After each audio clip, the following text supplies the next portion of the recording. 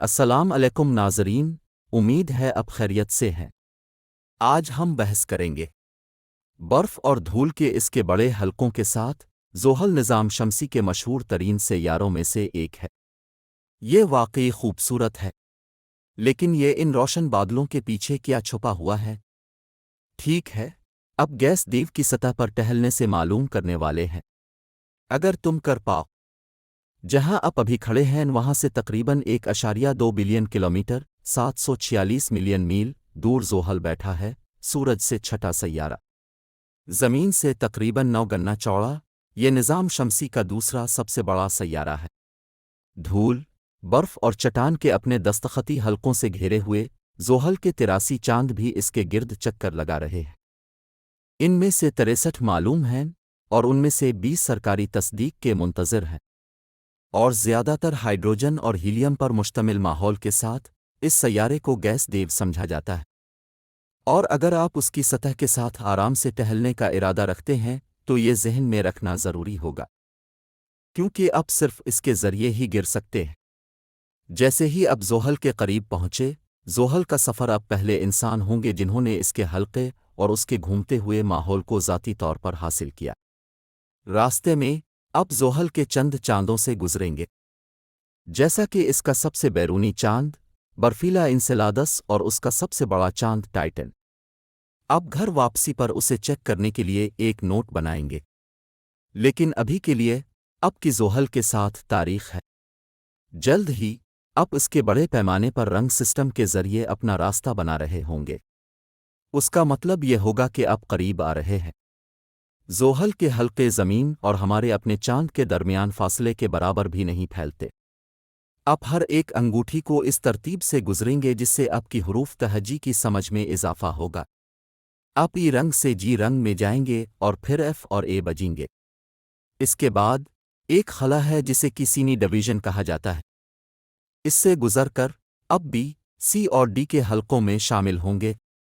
ہاں، ایسا لگتا ہے کہ جس نے بھی ان انگوٹھیوں کا نام رکھا ہے وہ حروف تہجی کو اچھی طرح سے نہیں جانتا تھا، لیکن یہ سچ نہیں ہے۔ زحل کے حلقوں کا نام صرف اسی ترتیب سے رکھا گیا تھا کہ وہ دریافت ہوئے تھے۔ آپ انگوٹھیوں کے اندر بہت ساری چیزیں پاس کریں گے۔ ان کے اجزاء کا حجم برف کی دھول کے سب سے چھوٹے دانے سے لے کر دومکیت کشودر گرا سابقہ چاندوں کے ٹکڑوں تک ہے جو زمین پر پہاڑوں کی طرح بڑے ہیں۔ سطح پر لینڈنگ آخر میں آپ اسے ڈی رنگ تک پہنچائیں گے اور اب خود سیارے کے بالکل اوپر منڈلا رہے ہوں گے۔ اپنے نزول کے سوا کچھ نہیں بچا۔ تقریباً 1400 کلومیٹر 870 میل کی اونچائی پر سفر کرتے ہوئے آپ اپنے آپ کو سرخ اور جامنی رنگ کی چمکوں سے گھرا ہوا پائیں گے۔ زحل کے ماحول میں ہائیڈروجن کی انتہائی توانائی بخش شکلوں کی وجہ سے وہ زمین پر موجود لوگوں سے بہت مختلف نظر آئیں گے۔ آپ کا زوال اچانک مزید پرجوش ہو جائے گا۔ آپ ہوا کے طاقتور جھونکے سے ادھر ادھر پھینکنا شروع کر دیں گے۔ اوپری فضا میں سیارے کے خط استوا کے اوپر ہوائیں 500 میٹر فی سیکنڈ 1600 فٹ فی سیکنڈ کی رفتار تک پہنچ سکتی ہیں۔ یہ زمین پر چلنے والی تیز ترین سمندری طوفان سے چلنے والی ہواؤں سے تقریباً 5 گنا زیادہ ہے۔ ہاں، تو شاید خط استوا اترنے کے لیے بہترین جگہ نہیں ہے۔ آپ کسی اور جگہ لینڈنگ کے لیے اندر آنے کی کوشش کریں گے، جیسے زحل کا شمالی قطب۔ ٹھیک ہے، یہ بھی مثالی نہیں ہوگا، کیونکہ جیسے ہی آپ نیچے اتریں گے آپ کے نیچے مسدس کی شکل کا طوفان اٹھ رہا ہوگا، اور یہ بہت بڑا ہوگا۔ تقریباً 30,000 کلومیٹر 20,000 میل پر پھیلے ہوئے آپ اس کے اندر تقریباً 2.5 زمینیں فٹ کر سکتے ہیں۔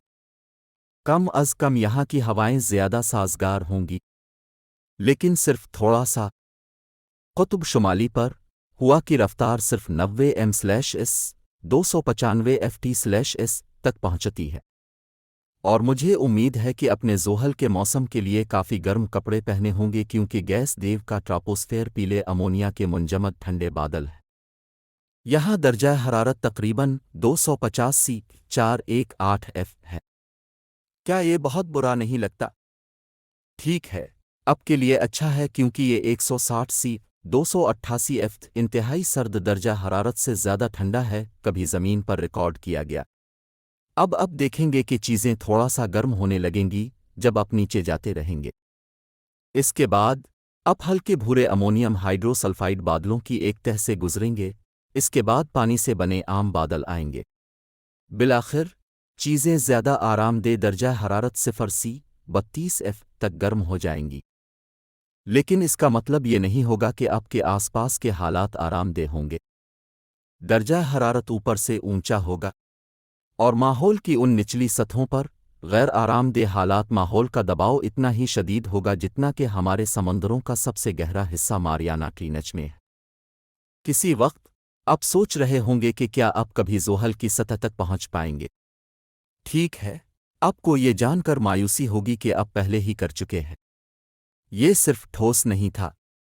تکنیکی طور پر اس گیس دیو کی سطح موجود ہے جہاں ماحول کا دباؤ اس کے برابر ہے۔ زمین پر واپس سمندر کی سطح تو یہ منجمد سرد درجہ حرارت میں واپس آ گیا تھا۔ سیارے کے مرکز کی طرف سیدھا گرنا جاری رکھنے کے علاوہ آپ ابھی بہت کچھ نہیں دیکھ سکتے۔ بلا شبہ دباؤ اور درجہ حرارت زیادہ سے زیادہ چڑھ رہا ہوگا۔ جلد ہی آپ کو اتنا زیادہ دباؤ نظر آئے گا کہ وہ تمام گیسی ہائیڈروجن اور ہیلیم جو آپ کو گھیرے ہوئے ہیں مائع میں بدل جائیں گے۔ ہاں، امید ہے کہ آپ ایک ہیوی ڈیوٹی چھتری لائے ہیں جو ہیلیم بارش کو سنبھال سکتی ہے۔ لیکن یہ میری بری بات ہے، مجھے آپ کو خلائی جہاز سے باہر نکلنے سے پہلے آپ کو اس بارے میں خبردار کرنا چاہیے تھا۔ ٹھیک ہے، اب تک آپ زحل کے مرکز کے قریب ہوں گے۔ سیارے کا پگھلا ہوا چٹانی مرکز زمین کے مقابلے میں تقریباً 10 گنا زیادہ بڑا ہو سکتا ہے اور حالات شدید سے پرے ہوں گے۔ یہاں یہ 11,700 سی 21,092 F جتنا گرم ہو سکتا ہے، جس کا دباؤ اب زمین پر محسوس کرتے ہیں اس سے 1000 گنا زیادہ ہے۔ ہاں، شاید زحل پر تیز ٹہلنے جانا اتنا ہوشیار خیال نہیں تھا۔ آپ کو اس قدر مخالف ماحول میں پھینک دیا جائے گا کہ وہ آپ کو منجمد کر دے گا، پھر آپ کو جلا دے گا، پھر آپ کو کرہ ارض کے بے پناہ دباؤ میں کچل دے گا۔ آپ کا وقت اچھا نہیں گزرے گا اور آپ کو زحل پر چلنے کا موقع بھی نہیں ملا، کیونکہ جیسا کہ آپ کو معلوم ہوا اس گیس دیو کی سطح سخت نہیں ہے۔ کیا ایک بومر؟ آپ جانتے ہیں اس سفر سے بچنے کا واحد طریقہ یہ ہے کہ اگر آپ کے پاس کوئی خاص ہو۔ کیا اگر مصدقہ اسپیس سوپ؟ اب جانتے ہیں اس قسم کی جسے ابھی بھی ایجاد کرنے کی ضرورت ہے۔ زحل کا چاند ٹائٹن اگر آپ کسی طرح زحل سے فرار ہونے میں کامیاب ہو جاتے ہیں تو اب جلدی روک سکتے ہیں۔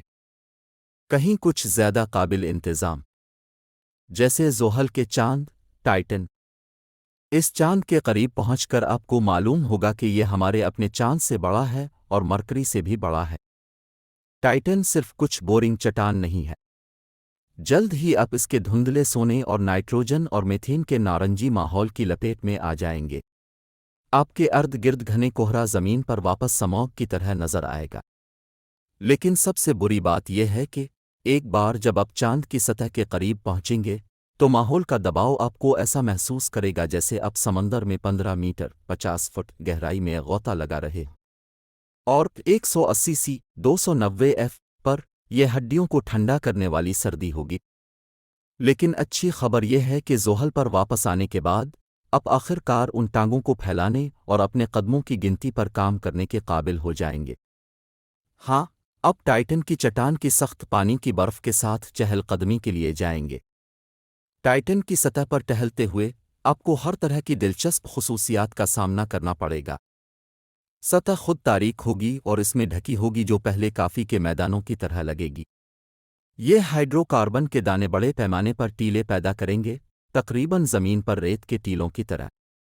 اور ایسی دوسری چیزیں بھی ہوں گی جو آپ کے دماغ کو اڑا دیں گی۔ آپ دریاؤں اور جھیلوں کو دریافت کریں گے۔ صرف پانی کے بجائے وہ مائع میتھین اور ایتھین سے بھرے ہوں گے۔ وہاں آتش فشاں بھی ہوں گے جو لاوے کی بجائے مائع پانی الفاگل رہے ہوں گے۔ کیا یہ صرف میں ہوں یا اس چاند پر سب کچھ ہے؟ صرف تھوڑا سا دور؟ اب کون جانتا ہے؟ یہ سب آپ کو برا نہیں لگ سکتا۔ ہو سکتا ہے کہ آپ ٹائٹن پر اچھے طریقے سے بسنے کے خیال کو بھی پسند کریں۔ ہم اپنی اگلی ویڈیو لے کر آئیں گے۔ اللہ حافظ۔